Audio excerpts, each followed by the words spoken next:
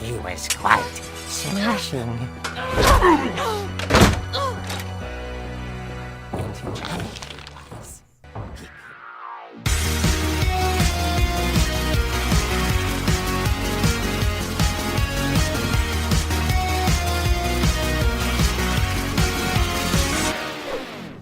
Hei og velkommen tilbake til What Remains of Edith Finch.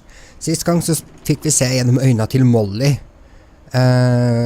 som blei en katt og en slange og en ugle. Og jeg tenker, hvis vi skal se gjennom øynene til alle familiemedlemmene, måten de dør på, og hvis alle hadde en like spennende død som hun, eller jeg vet ikke, hun døde jo ikke da, men I don't know, men det blir i hvert fall spennende hvis alle har så bra historier. I like it. I knew Grandpa Sam had a twin. Vi bare begynner rett på, vi. Her det ikke noe å somle med. And that he never talked about him. Ok. Jeg elsker det huset her. Jeg vil bo i det huset her. I guess my grandpa didn't like history any more than my mom did. Ja, dere har en litt spesiell... Ok.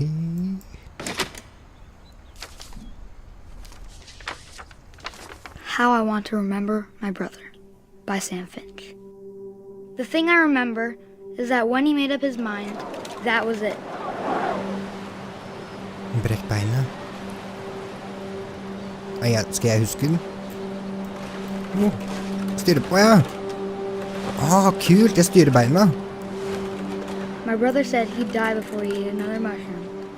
And he did. At Barbara's funeral, we swore he'd never be afraid again. And he wasn't. Jeg tror kanskje du burde være litt redd hvis du husker foran det stupet her. I think Calvin always wanted to fly.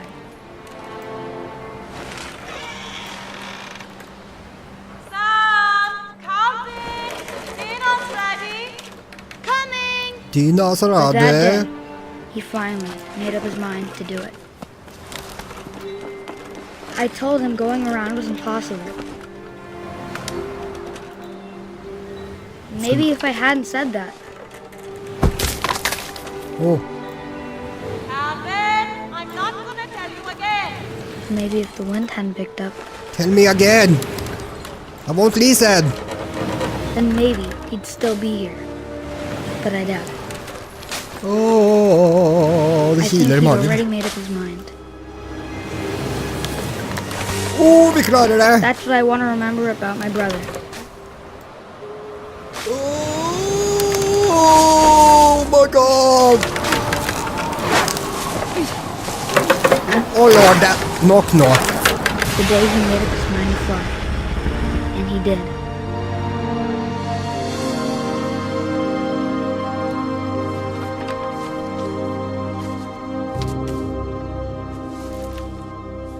Det var Calvin's story trist. felt strangely familiar. When I was younger, I remember trying to do the exact same thing. Det var trist. Hvorfor dør det så mange barn med en gang i den familien her? After the funeral, Edie roped off Calvin's half of the room. Ja. Mom said Grandpa Sam enlisted at 18 and never set foot in the room again.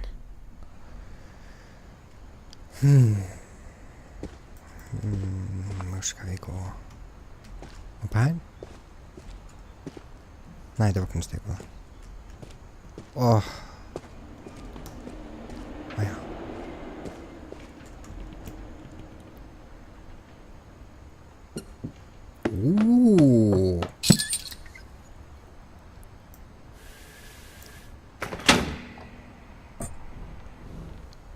Følg med om. Sånn, ja. Jeg gjør alle kontrollene omvendt til det spillet her, jeg, skjønner du.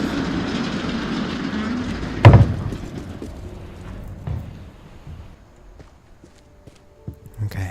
The passages were a pretty tight fit. They'd obviously been built for smaller hands and bellies. Jeg vil bare se hva det er her borte først, ja. Jeg skulle kanskje gått inn i det andre rommet først. Barbara. Growing up, I always thought of Barbara as a child star. Ja, hun ser ut som hun var det. Men du, kan jeg gå ned igjen? Jeg må se i det andre rommet først. Jeg vet ikke om jeg kan gå tilbake igjen. Se her. Åja. Hvor er det her henne? Åja, da er vi ute igjen. Ok, nå kommer vi inn. Ok, vi kan gå inn igjen. Ok. Nå kommer vi bare ut i gangen igjen. Greit. Hun her var vel noe filmstjerne, eller noe ser det ut til. Bra, bra. Det var jo en plakat. I never thought about how hard it must have been for her afterwards. Nei. Der er det en bursdag på Barb Street. Her ligger det noe. Dreadful stories. Of all the stories people wrote about Barbara's death, I'm surprised Edie saved this one.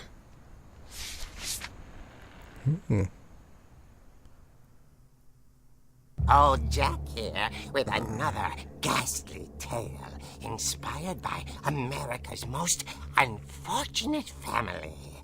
I'm calling it The Surprise Ending of Barbara Finch. As a child star, Barbara was famous for her scream.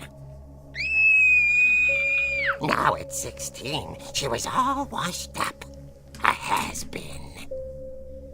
But in a lucky break, she'd been asked to perform her signature scream at a local convention for monster movie fans. It was just the boost her career needed. Unfortunately, her scream hadn't aged well. Getting better. I think you just need the right motivation. Fan and current boyfriend, Rick, was about to demonstrate when... Now that was a great scream. It was Barbara's father, Sven. He'd slipped into a table saw and had to be rushed to the emergency room. So Barbara got stuck babysitting her youngest brother, Walter. Her convention comeback was cancelled.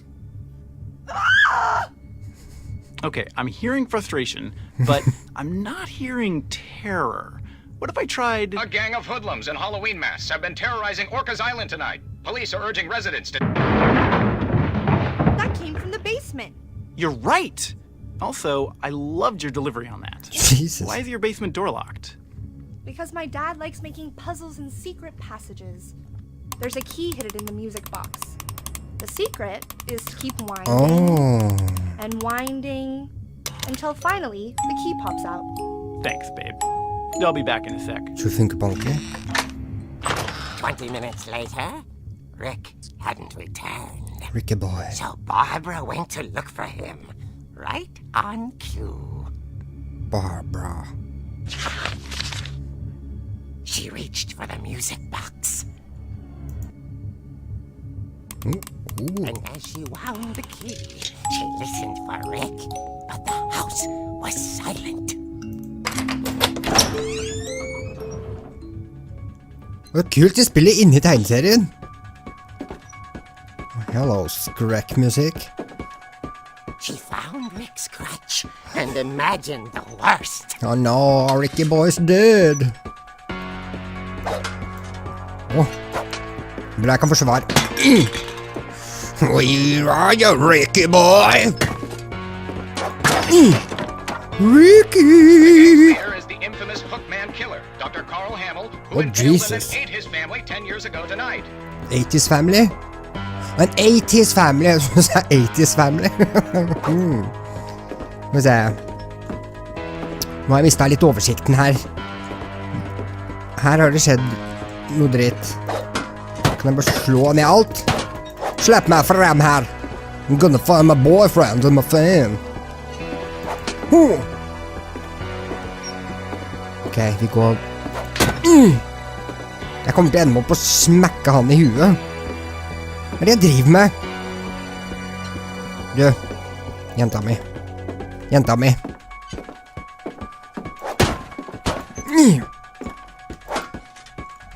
What the hell? Her, vet du. Her kan det gå. Her var det vi kom fra. Vet du hva? Den jenta her er ikke den smarteste jenta i gata. Her. Finch rattled and grew still. Ok, da går vi inn. Oh dear! Oh dear! Woo! Sånn, ja. Sorry, Ricky boy. Barb, relax. I was just trying to scare you to help you find your scream. Well, I'm not scared, Rick. Oh dear. I'm furious. Then act furious. All I'm getting from you now is that you're hurt and confused and you're...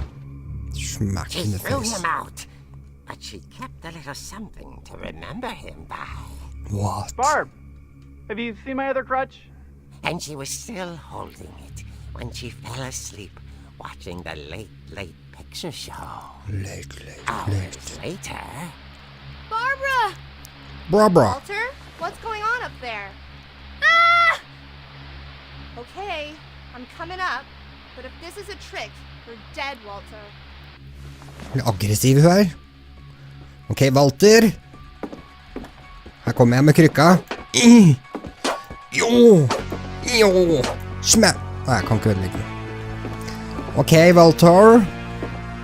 I'm coming now to save you.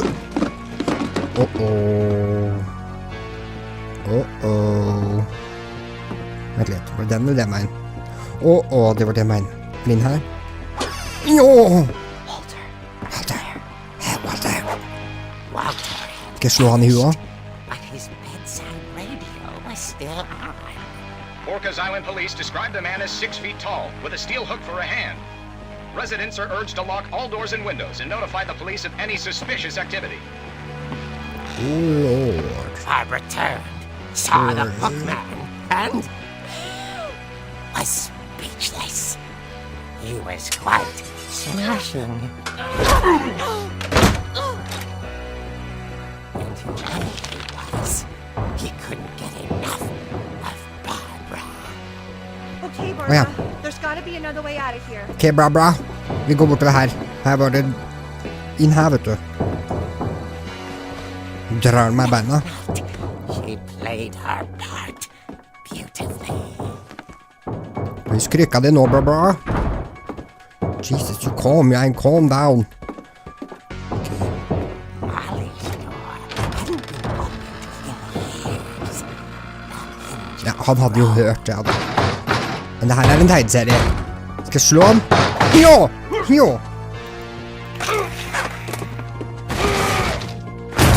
He wasn't moving, but she sensed the story might not be over yet. Vet du hva, jeg kan fortelle deg hva som skjer med en gang, for når jeg kommer ned der så er han borte, for det her er en Skrik-tegneserie. Og du vet hva de sier i tegneserier og film? Slå de i huet en gang, og så skyt de etterpå, ellers så er de borte når du kommer fram. Surprise, surprise. The hookman had vanished. She listened for his breathing, but all she heard was...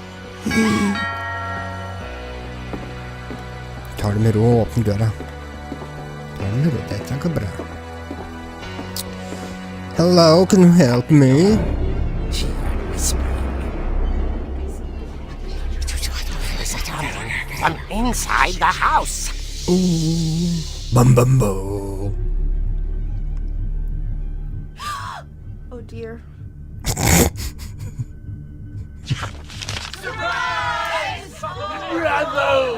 What? The monsters had come to surprise her. For Barbara, it was a dream come true. What? Then she saw what kind of monsters they were, and she realized what was about to happen. She was going to be famous. And with her final breath, Barbara Finch gave the performance of Oh dear. life.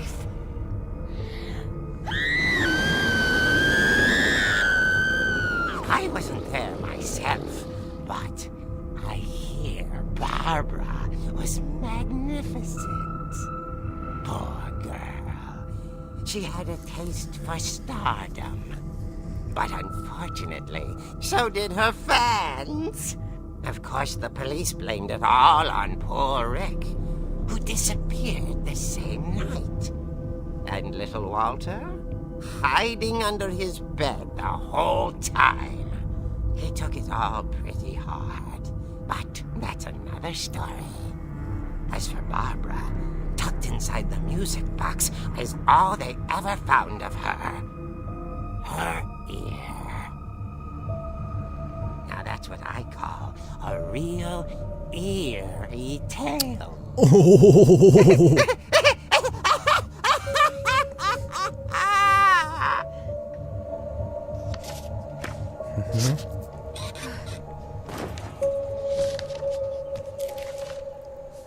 Sick. Edie told me all Barbara wanted was to be remembered, as absurd as that comic was. Maybe what Edie saw was a happy ending. Ok, crazy. Men det var kult. Kunne spille inn i tegneserieboka. I like it a lot. I like it a lot this time.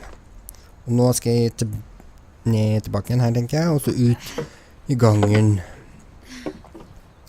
I guess now I know why Mom didn't like me playing with the music box. Ja, men hvis det bare var en tegneserie, så ser jeg ikke helt problemet i det, du. Whenever people ask me about my family, the first thing they always want to know about is Barbara. Du har kanskje den mest interessante familien jeg noen gang har... Noen gang har vært borti. Edie's father Odin built the original house. Odins house. Bra. Ok, her skal vi nå, ja. Mom must have locked the third floor stairs on the night we left. Ja, hun låser jo alt som i det huset her, hun. Så det jo ikke noe nytt. Skal vi se, hvor har vi vært, hvor har vi ikke vært, og hvor har vi gått, og hvor har vi ikke gått, og her føler jeg vi har gått. Det... My grandpa Sam spent 7 years sharing a room with his dead brother, Calvin. What? Mens han var død, eller? Sikkert ikke, men du vet. It's funny. All those times I played with the music box and never found the basement key. Ok. Hva det for din her da? Gregory. As a kid, I just assumed every house had peepholes and sealed rooms you weren't allowed inside of. 1977, 1 år. Hvorfor dør alle i den familien her så unge da? Det rart at den har gått så langt som den har gjort, når alle dør så unge. Vent litt, skulle jeg inn her, eller skulle jeg ikke de? Ja. The last time I was in Edith Senior's room, I was 10 and she was painting my portrait. 1915 til 1964, 1917 til 2010. Ok, da skal vi kanskje gå... Der har vi vært. Her har vi jo vært. Molly always seemed like a girl I could imagine being friends with, if she hadn't died in 1947. Det var sikkert meningen at jeg skulle kikke inn i det hørte der litt tidligere i spillet, men det gjorde ikke jeg da. Skal jeg ned? Skal jeg ikke ned? Jeg vet ikke. A lot of things got left behind in the whirlwind of that last night. Vet du, nå skal jeg se om jeg kan ta den nøkkelen til kjelleren. Kanskje jeg kan det, ja. Skal vi se om det går. Det har vært litt kult hvis det hadde gått. Skal jeg dra den ut? Ja. Kult. Ok, jeg skal se om det er noe spennende her nede da, siden det var så forbudt å gå der. Her ligger det noe. Nei, jeg kan ikke ta det. Ok. Skal vi se.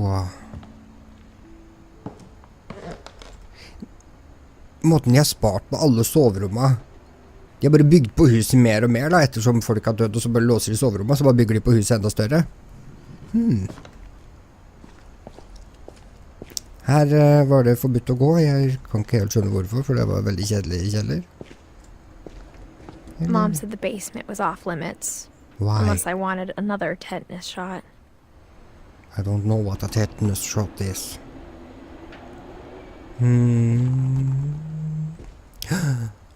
Se på de nissene. Norske flagg er kult. Hva er det her for noe? Det er dragen! Står kjøleskapet her borte? I saw Edie sneak down to the basement once, carrying packages. Ok. Og hva var det der er I thought kjøleskapet, vet maybe du. she was hiding presents. Kanskje det var lik. It turned out she was hiding a lot more than that. Er alt en hemmelig inngang i det huset her, eller? Like it.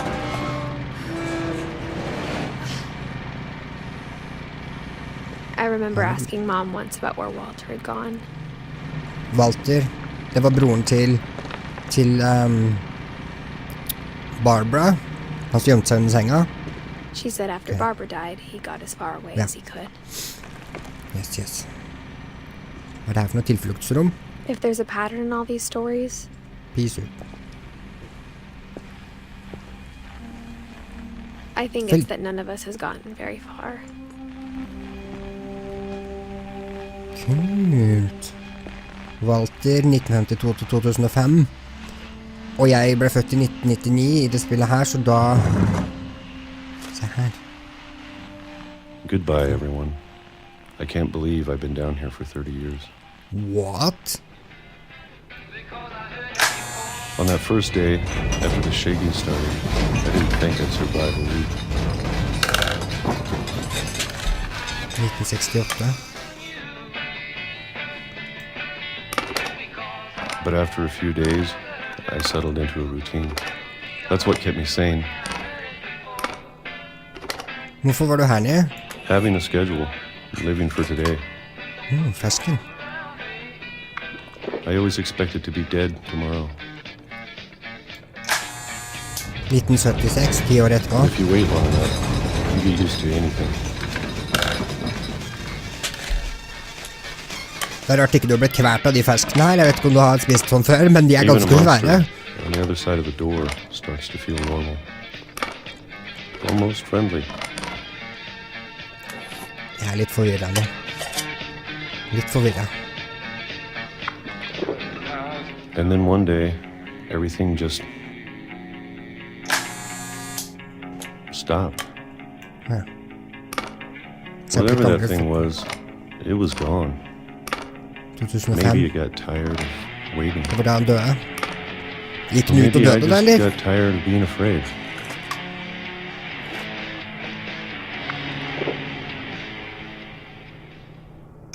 It's been a week now, the longest in 30 years.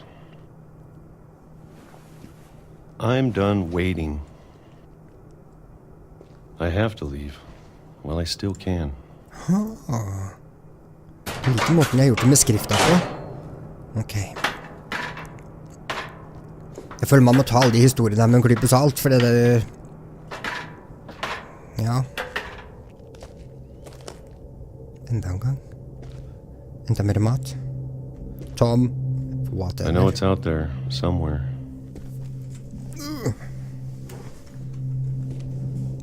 Hva er det, monsteret? Whatever killed Barbara. Ja. Jeg lurer på hvordan hun egentlig dør. Hun dør jo ikke sånn. And Calvin. Ja. Maybe this is all a mistake. But I need to stop living the same day, even if it kills me.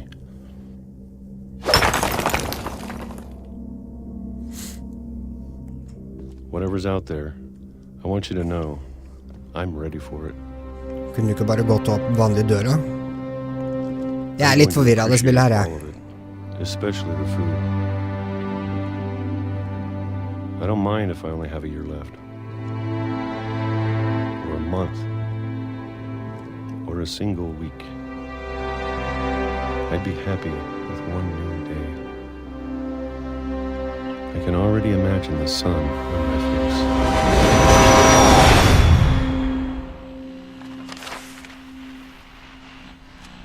Kjørt på toget.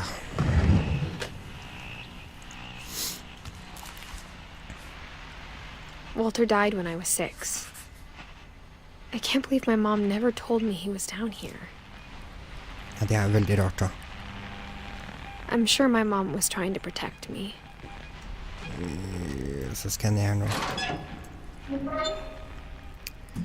Ok.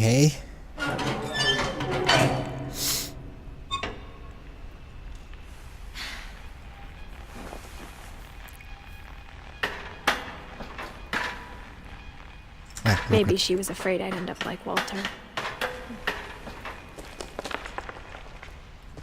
But if she never told me about an uncle under the house, I can only imagine what else she was hiding. Ja, det jo godt. Det kan du si. I don't want to make the same mistakes she made. Jeg må se hva det her.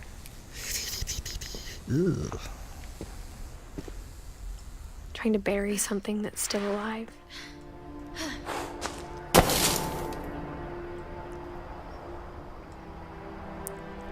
Now that there's only one of us left, or maybe 2, I thought it was time I heard the stories for myself and found out what happened to everyone else. But now I'm worried the stories themselves might be the problem. Maybe we believed so much in a family curse, we made it real.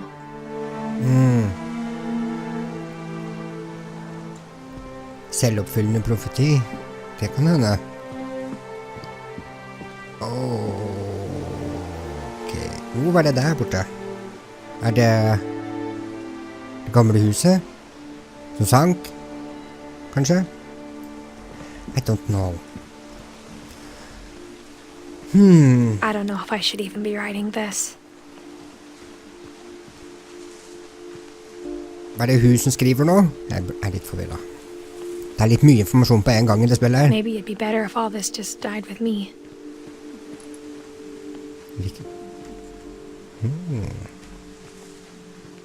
But I thought you should know about your family.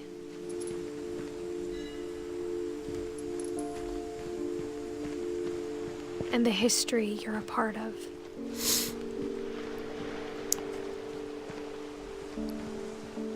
Skal jeg ut I vannet? Nei, jeg skal kanskje opp her. Var det det jeg kom fra? Eller det derfra jeg kom her? Jeg prøver å gå opp her. Though to be honest, I feel as lost as you probably do right now. Ja, det vil jeg tro på. I think the people in these stories believed them, for what that's worth. Kanskje. Jeg vet aldri når jeg skal snakke, for jeg begynner å snakke hele tiden, så jeg bare holder kjeft, ja. Holder kjeft I 2 minutter. Beautiful. Går jeg riktig vei? And when you look at the house, had that history of imagination and stubbornness and madness, any of it seems possible.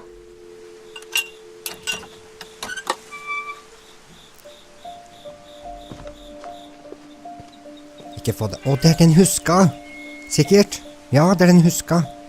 Som han tøder på. Skal jeg bort her, eller skal jeg bort her?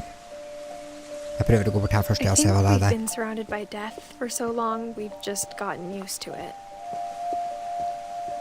What kind of family finishes building a cemetery before starting the house? Ja, men den familiehistorien her, så skjønner jeg hvorfor du må bygge kjerkegården først. Vent litt. Ned her. Jeg vet ikke hvor jeg går, jeg. It's embarrassing for me to admit this, but the pet cemetery made me more uncomfortable than the human one. Lucy, Daisy, Charlie. 2 had been my fault. Surpy, Lurpy, Furpy, Chirpy, Burpy, Derpy og Derpy Jr. Charlie, Coco, Zoe. Sven built the house, but it was Edie who designed the cemetery. Det likte jeg. Kravsteiner med liksom hver deres eget. Det likte jeg godt. Molly Finch. Så fint. Den likte jeg. Den vil jeg ha. Love it.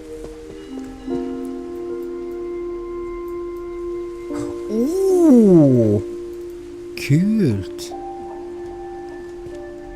Se så fin utsikt. I love. I'm sure Okay. Odin's monument had been Edie's idea. My mom was always trying to move on, but for Edie, the past never went away.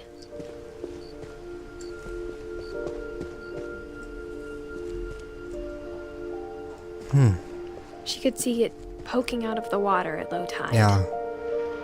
Der det gamle huset. Men jeg skjønner ikke, de kom hit, seilende på huset, og så bare sank det, og så kom de i land, og så tenkte jeg, ja, da kan vi litt stå bo her da. Yes.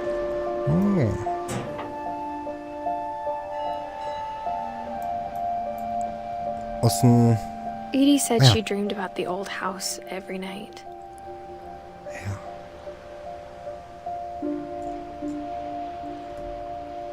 Hvordan går jeg... Sånn, ja. Er det sånn der... hva heter det som er ute i vannet? Sånn der bøyle som klong, som har satt seg fast i den. Først jeg satt den her så ikke... De skal kjøre på hele huset. Var det noe vei ned herfra? Nei, det var det ikke. Jeg fikk gå tilbake igjen. Edie's side was always easier for me to understand. But the older I get, the more I can see where my mom was coming from. Der er flere graver. Her dad had Sam. been pretty strict, but it wasn't enough to save her brothers. She was just trying to do better. Ja. She lost 2 of her brothers, just like I did. I get why she tried so hard to protect us. Sanjay.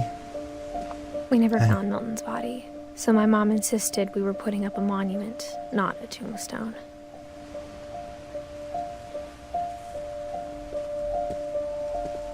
Jeg tror han er bare forsvinnet, han fant de aldri, så da...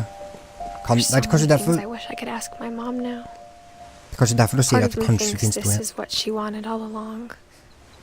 For me to come back someday and find everything out for myself. Kanskje derfor sier at det er kanskje 2 igjen som lever, fordi de aldri fant han. Så kanskje han er et eller annet sted. We don't know.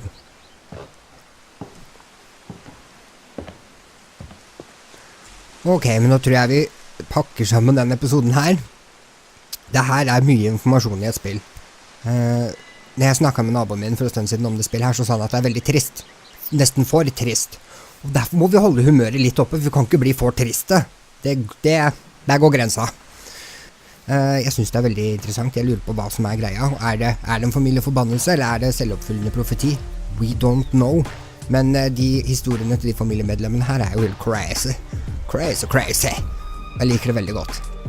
Jeg håper du blir med videre neste gang, så finner vi ut hva som er greia til Finch-familien fra Norge. Takk for at du så på. Ha det bra.